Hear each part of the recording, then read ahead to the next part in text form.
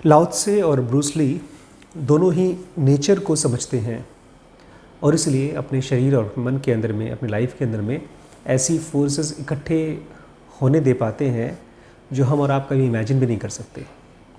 क्या है ये नेचर की फोर्सेस और क्या हमारे अंदर के वो सब फोर्सेस हो सकते हैं? क्या सचमुच में हमारे अंदर वो फोर्सेस हैं?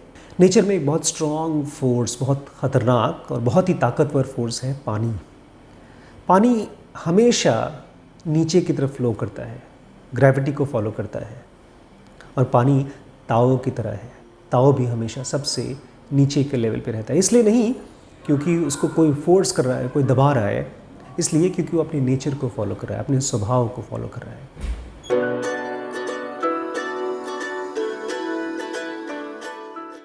पानी और ताओ दोनों सबसे निचले स्तर पे जाते हैं, ऐसी जगहों पर जहाँ पर कोई नहीं जाना चाहता, ऐसी जगह पर जहाँ पर गंदगी होती है, कचरा होता है, और वहाँ पर भी पानी फ्लो करके उसको साफ़ करके आता है। क्या ऐसी हमारी ज़िंदगी हो सकती है कि हमारी वजह से लोगों का हेल्प हो सके? ऐसे लोग जो अपने आप को गिरा हुआ निचला हिस्सा मानते हैं वो साफ़ होकर के उठ सकें, उनकी ऊंचाई उनकी लाइफ में आ सके हमारी प्रेजेंस की वजह से। और इसलिए नहीं क्योंकि हमको किसी कोई लालच है या हमको कोई फोर्स कर रहा है, बट इसलिए क्योंकि वो हमारा स्वभाव है। ऐसा हो पाएगा बशर्ते हम अपने अंदर के ताओ को, अपने अंदर के पात को, अपने अंदर के डिवाइन फ्रैगमेंट को और ज़्यादा महसूस होने दें। एक पानी का तालाब देखिए तो उस तालाब के सरफेस को देख करके, उसके ऊपर की लहरों को देख करके हम ये नहीं बता सकते कि उसकी गहराई कितनी है। ना वो ज़्यादा गहरा है ये पता चलेगा और ना ही तो वो कम गहरा है ये पता चलेगा।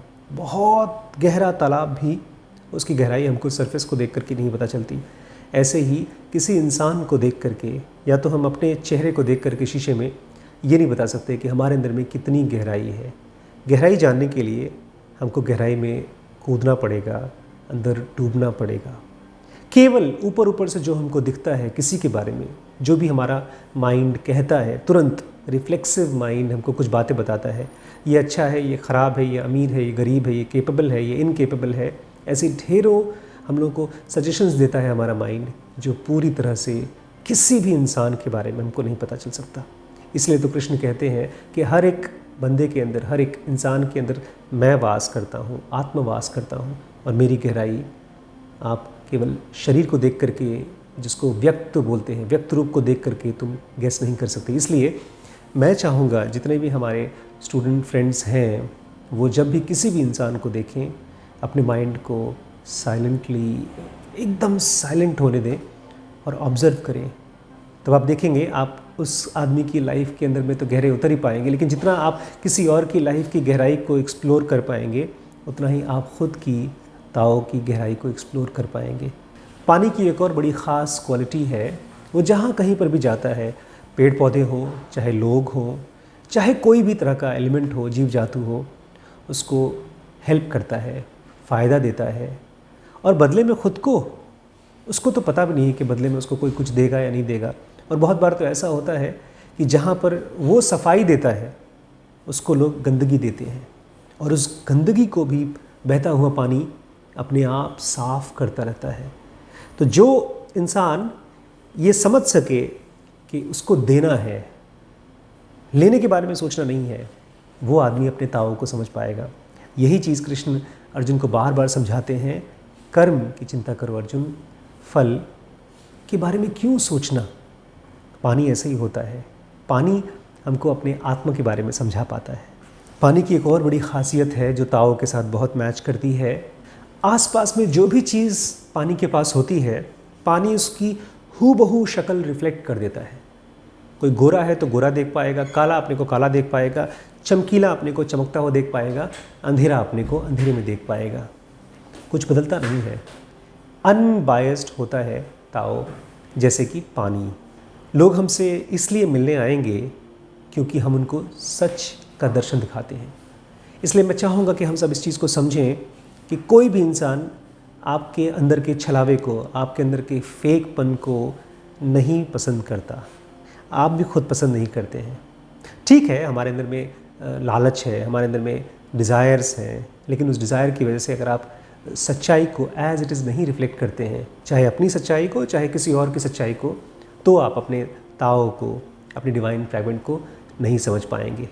पानी से ये सीखिए कि जो चीज़ जैसी है उसको एज इट इज़ देख पाना, उसको एज इट इज़ रिफ्लेक्ट कर पाना। इसलिए तो कृष्ण और कृष्णमूर्ति और सभी सेजेस ने कहा है ऑब्ज़र्व करो, जो चीज़ जैसी है उसको वैसे ऑब्ज़र्व करो। इसलिए वो ट्रूथ कहते हैं, आसपास की दुनिया में क्या सच है उसको अलग करो, जो भी तुम्हारी इमेजिनेशन है उससे। पानी एक और बड़ी ख़ासियत के साथ हमारे लाइफ में मैजिक लेकर आता है। वो कभी भी चूज़ नहीं करता है कि किसकी प्यास बुझाना है। एक आदमी जो बहुत अच्छा है, बहुत ईमानदार है, बहुत ही काइंड है, उसकी प्यास भी पानी वैसे ही बुझाता है जैसे एक क्रिमिनल की या किसी ख़राब इंसान की, क्योंकि वो चूज़ नहीं करता है। हमको भी अपनी लाइफ में जब भी किसी को हेल्प कर रहे हैं तो इसी तरह से एक चॉइसलेस रूप में हेल्प करना है, असिस्ट करना है। जैसे ही हम लोग चूज़ करना शुरू कर देते हैं किसी को और दूसरों को छोड़ना शुरू कर देते हैं, वहीं पर हम अपने ताओ से अलग होना शुरू हो जाते हैं, वहीं पर हमारी लाइफ में इम्बैलेंस आना शुरू हो जाता है। और एक अनइमेजिनेबल क्वालिटी है पानी की जो हमको सीखने में बड़ी मुश्किल होती है। पानी जिस भी बर्तन में, ग्लास में, चाहे कटोरी में, चाहे थाली में, चाहे किसी भी बर्तन में आप डाल दें, वही शेप ले लेता है, मौसम के साथ अपने आप को बदल देता है। हमको भी यही देखना है, दुनिया बहुत तेज़ बदलती है, हर पल बदलती जाती है, लेकिन हम ज़िंदगी को जीने की कोशिश करते हैं अपने पास्ट से, अपनी मेमोरीज़ से, अपनी बहुत पुरानी लाइक्स और डिसलाइक्स से, और उसको ज़बरदस्ती दुनिया के ऊपर थोपने की कोशिश करते हैं। लेकिन पानी ऐसा कुछ नहीं करता। पानी जहाँ कहीं पर भी जाता है उसके साथ वैसा ही हो जाता है। अगर हम लाइफ के साथ अपने आप को बदलते जाएं जैसे कि पानी करती है, तो हम भी अपने अंदर के ताओ को, अपने अंदर के डिवाइन फ्रैगमेंट को बहुत आसानी से एक्सपीरियंस कर पाएंगे। पानी मौसम का भी माहिर होता है, स्पेशलिस्ट होता है। हम और आप सिकुड़ते हैं मौसम से। बारिश के समय बारिश बनता है, बर्फ़ के समय, ठंडी के समय बर्फ़ बन जाता है, जब गर्मी होती है तो वही चीज़ एकदम गायब हो जाता है, हवा में बाष्पीभूत हो जाता है, मौसम के साथ चलता है। ऐसे ही समय के साथ, ऋतु के साथ अगर हम भी चल सकें तो हम भी अपने आप को इस दुनिया के उस कोने में, हर एक कोने में अपने आप को एक्सपीरियंस कर सकेंगे और इस दुनिया के साथ रह पाएंगे, फाइट नहीं करेंगे। आखिरी में लाओ त्सु कहते हैं पानी बस देता है, बस देता ही रहता है। वो किसी झगड़े में नहीं रहता। कहीं आग जल रही है, कहीं कुछ भड़क रहा है, पानी जाएगा और उसको ठंडक दे के आएगा। जहाँ कहीं पर भी कोई भी इंसान कुछ भी चाहता है पानी से, बस पानी उसको देता है, और यही ताओ करता है। ताओ और पानी में डिफरेंस ये है, पानी तो हमारी प्यास बुझाता है और ताओ या तो डिवाइन फ्रैगमेंट हमारी ज़िंदगी की प्यास बुझाता है, हमको ज़िंदगी देता है। जहाँ कहीं पर भी मौत होती है उसको हटा करके लाइफ डालने वाला जो एलिमेंट होता है उसी को हम ताओ बोलते हैं या तो डिवाइन फ्रैगमेंट बोलते हैं।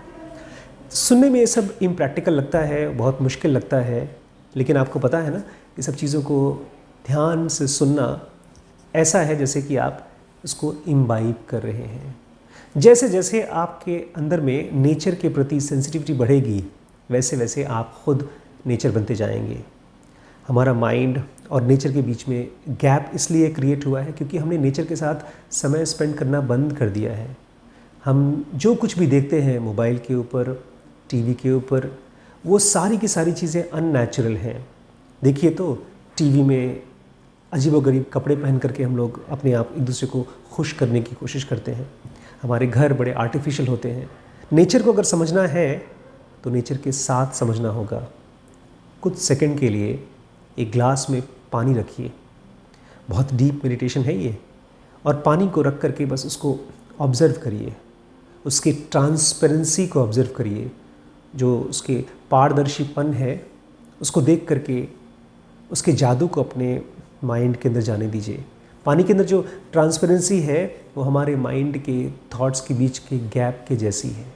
बहुत धीमे धीमे उस ग्लास को उठाइए, अपने मुंह पे रखिए और एक घूंट पानी, बस एक घूंट, बहुत धीमे धीमे, जितना देर तक पी सकें उस पानी को अपने मुंह में लीजिए और बहुत धीरे धीरे आपके मुंह, फिर थोड़ा सा गले के अंदर, फिर यहाँ गले के और नीचे, जहाँ तक उस पानी को महसूस कर सकें उसको महसूस करें।